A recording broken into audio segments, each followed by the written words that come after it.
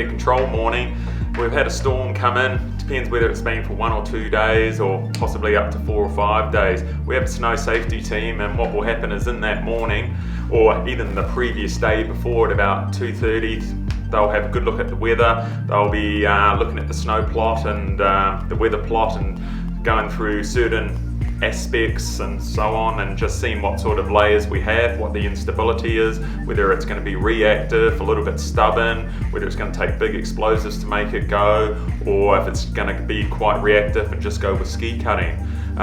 Usually at about 2:30 I'll gather all that information and I'll pass that on to the ops team, and we'll make a plan of, hey, we'll get the first team up, we'll get the helicopter on standby, or we'll do Avalanche.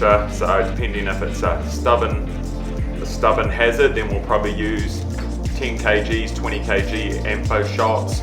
If it's not so stubborn, quite reactive, we might just use such things as the Avalanche with rounds there, which is only 1 kg. What we find is that 5:30 the next morning we'll have our snow safety team come up. They'll jump on the skidoo and start heading up the mountain and go to certain places where they'll start doing trying to gather some information such as ski cutting or hand pits, having a look at that layering, seeing if everything the day they saw before is still the same, or if we've had more snow overnight, or that wind's transferred it maybe to another aspect. From there they'll get up to the giant, up at about 2,000 metres, and then they'll start making a plan. The rest of the control team will come on at 6 o'clock in the morning. From there, a lot of times we have ice on our lifts, so we can't actually use the lifts to get up, so we'll all jump on a cat from the base and we'll head up to the giant. From there, the boys would have started making charges, and they'll give us a bit of a briefing of what's actually going to happen for the morning, what we're controlling, how we're controlling it. Things might have become a little bit more stubborn and they're not going to move, so it might be a lot more ski cutting rather than throwing explosives. It might be passive control where we put closures in place to keep people out of those areas, to let things stabilise.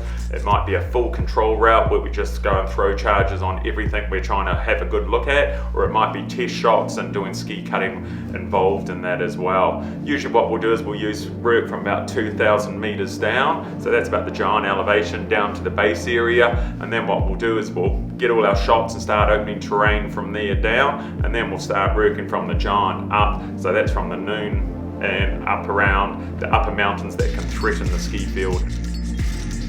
Usually anything going above the giant, we do have to have really good visibility up there. When we send guys out to throw bombs and they end up throwing bombs and they can't actually see where they're throwing them, it's not keeping our staff safe. So yeah, above that giant, we want to make sure we've got really good visibility. So a lot of times we'll say we're on hold due to avalanche control above there, and a lot of that's got to do with that visibility. And it's also, if we're going to use the Avalanche or the helicopter as well, we need that visibility to be really good up there. You can't take a helicopter into places where the pilot can't see where he's going. So a lot of times when we are on hold, it's because of that visibility and we can't get up there and do that avalanche control.